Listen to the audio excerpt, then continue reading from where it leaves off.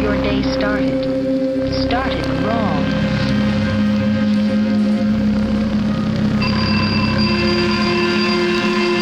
Your neighbor, Helen, is a creature of habit, too. But she got up when the alarm went off. Because, Barbara, that's what she really had in mind when she said it.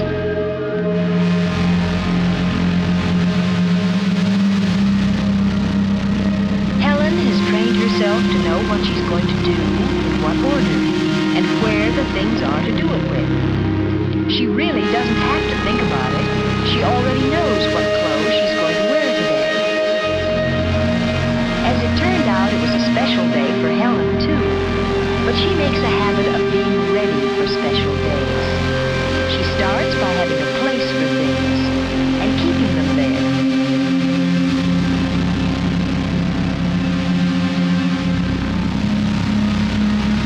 She uses taste in selecting her clothes. But more than that, she keeps them clean and mended. And she's able to match the right skirt with the right sweater.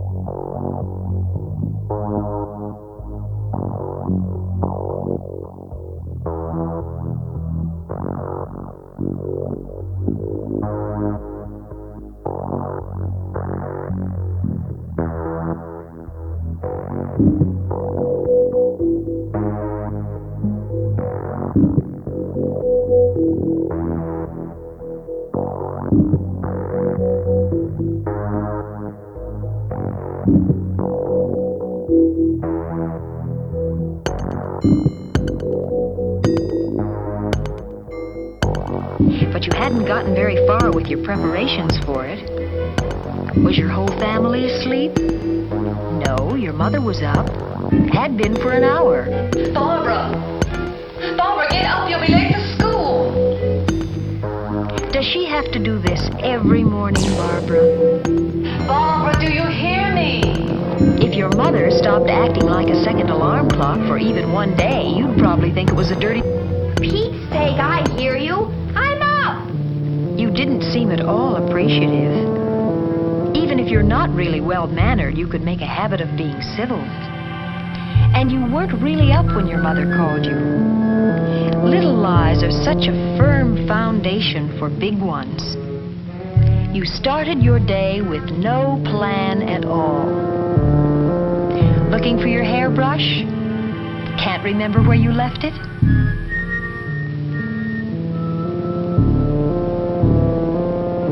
You forgot other important things today.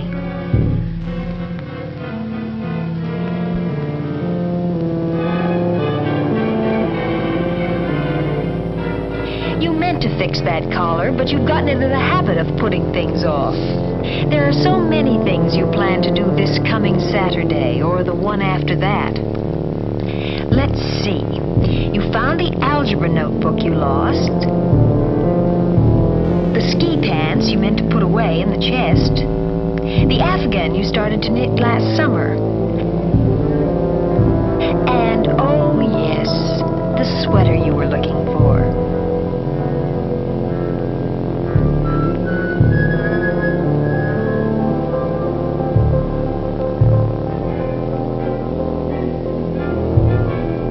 You decided to cover the spots on your sweater with a scarf.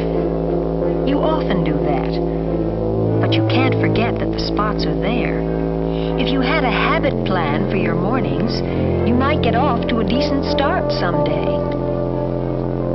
Helen has a habit plan, and it includes a healthy breakfast and a pleasant word with her parents. All three always enjoyed Mr. Elliott's comments on the news. It was time to get started for office and school. Helen's dad would drop her on the way downtown. And who could ask for a nicer way to go to school?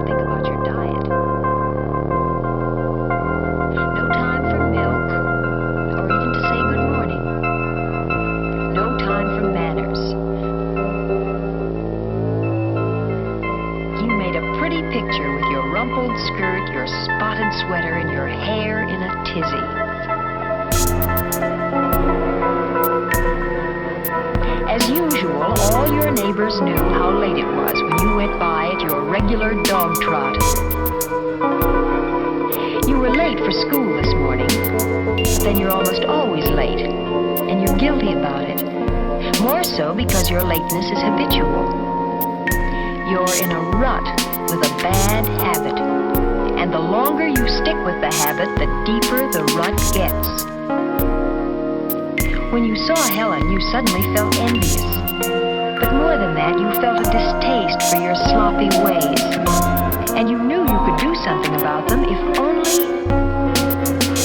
That wasn't a happy thought, was it? Or do you always drum with your fingers?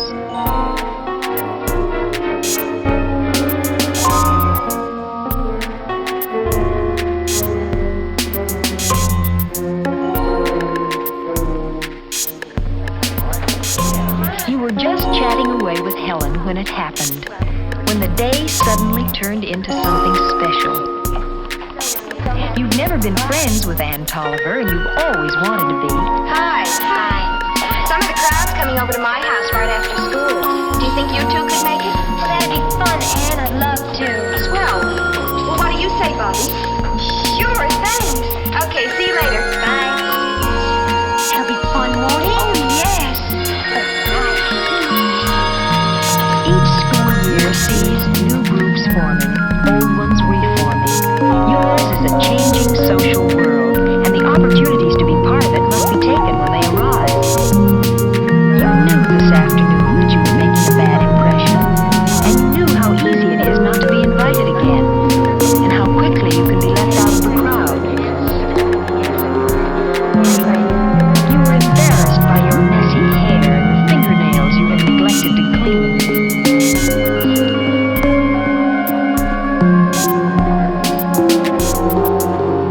You worried about the spots on your sweater, Bob. But what really showed up were your habits. You didn't find it very pleasant comparing yourself with the others. What? I said, what do you think? You weren't listening. You seldom do. It's a habit of yours.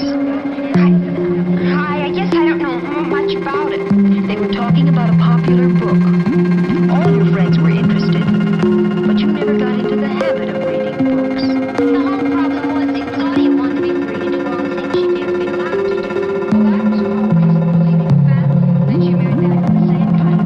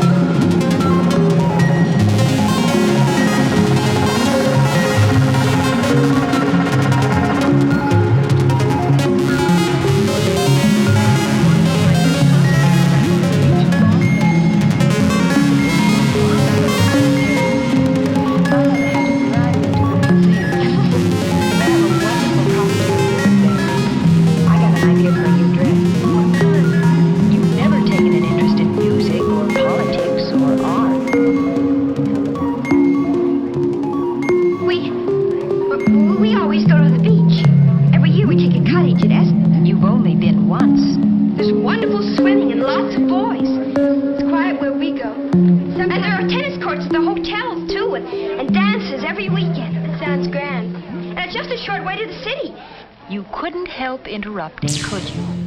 And you couldn't help stretching truth like a rubber band. We all like to talk about ourselves, but a soliloquy isn't a conversation. First, you didn't talk at all, and then you did all the talking. Conversation is a two-way street. But for you, it's either one way or a dead end. Goodbye. I hope you had a very nice time. Thank you. I did. Bye. See you tomorrow. Goodbye, Barbara. I hope you enjoyed yourself. Thank you. In all society, at all ages, we know that people are going to talk about other people.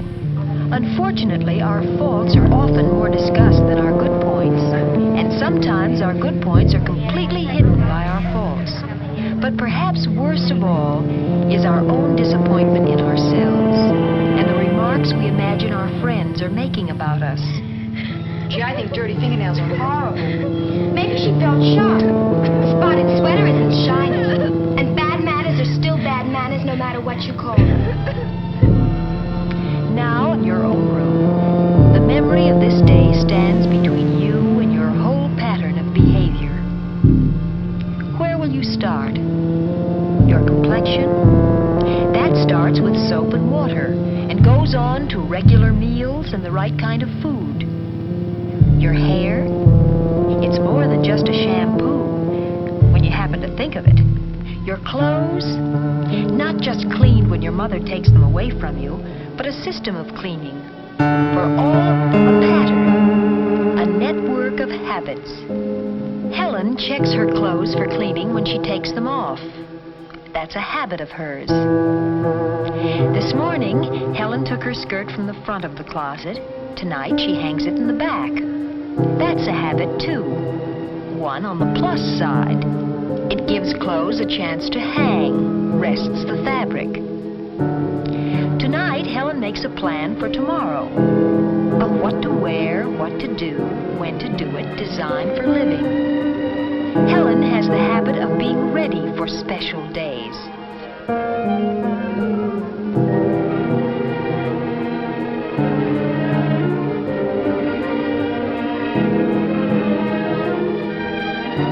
Good habits save time and energy and give us greater freedom to do those extra things we want to do.